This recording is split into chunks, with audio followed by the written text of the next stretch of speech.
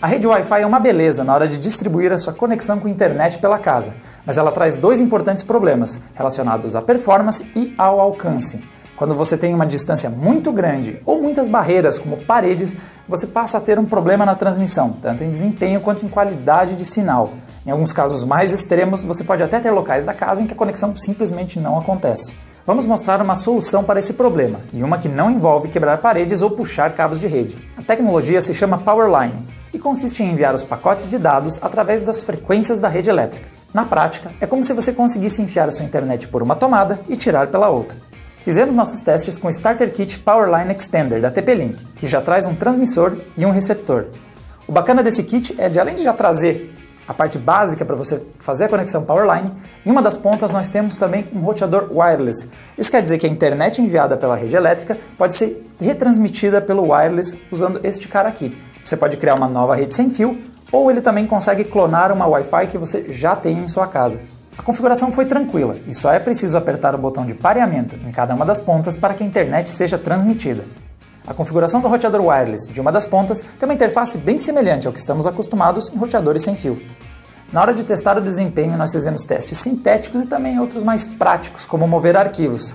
Na hora de copiar dados através da rede, o Powerline se situou entre a performance que nós percebemos com o Wi-Fi e a sempre mais ágil transferência através de cabos. Com um sinal excelente, uma rede de 2.4 GHz no padrão BGN levou mais de meia hora para mover quase 4 GB de dados, enquanto que ligado diretamente através do cabo, essa transferência foi feita em pouco mais de 5 minutos. O Powerline terminou o processo em aproximadamente 18 minutos, entregando uma taxa de transferência média de 3.5 megabits por segundo. É bom destacar que o nosso teste foi feito com um sinal excelente de conexão Wi-Fi. Isso quer dizer que se nós aumentarmos a distância entre o roteador e o computador que faz a transferência, a tendência é que a diferença entre as duas tecnologias aumente. E, em casos mais extremos, o Wi-Fi simplesmente deixe de conectar ao computador. A tecnologia Powerline consegue distribuir o seu sinal de internet em até 300 metros da rede elétrica da sua casa. Mas não é só quando o Wi-Fi não chega que o Powerline pode ser a solução. Para navegar na internet e mesmo o streaming de vídeos pode ser feito através de uma conexão não muito boa. Mas os games são exigentes quando o assunto é largura de banda e especialmente latência. Nosso teste vai consistir no seguinte: nós temos aqui um notebook, estamos rodando o game Portal, mas ele não está rodando nesse computador aqui. Nós temos um computador na outra sala que está realmente rodando o game, está mandando para um roteador wireless, e o roteador wireless, na frequência de 2.4 GHz da tecnologia BGN, está mandando para cá. Nós temos mais ou menos uns 8 a 10 metros de distância entre o notebook e o roteador, e nós temos apenas uma obstrução, apenas uma parede. E nós temos aqui os gráficos que o próprio Steam mostra quando você usa aí o streaming na rede local. Este gráfico está nos mostrando a latência do jogo e aqui nós temos algumas outras estatísticas. E quanto latência é coisa ao contrário, tá? Quanto mais latência, pior. Então quer dizer que quanto mais esse gráfico subir, pior a coisa está. Então eu vou jogar só um pouquinho para a gente ter uma ideia. Bom, já dá para perceber bem claro que eu tenho umas perdas de quadros aqui. Segundo as estatísticas, no canto eu estou perdendo em mais ou menos 1/4 dos pacotes que são enviados. Então o computador gera a imagem, tenta mandar para a gente. Nós estamos rodando o jogo aí em Full HD a 60 frames, mas 1/4 dos quadros se perdem. E você vê que a latência, ela perde bastante o controle. A escala está indo até 100 milissegundos e muitas vezes ele vai muito além disso. Para um bom gameplay, dá para aturar até uma casa dos 60, se não for um jogo competitivo. Então vocês percebem que eu estou tendo até dificuldade sérias dificuldades de jogar. Então dá para perceber que em alguns momentos, aqui ele estabilizou, mas em compensação em outras horas nós temos problemas sérios de latência, até ele está andando sem eu controlar por conta disso. Vamos fazer o seguinte, agora nós vamos mudar para o Powerline e ver a diferença que isso vai dar.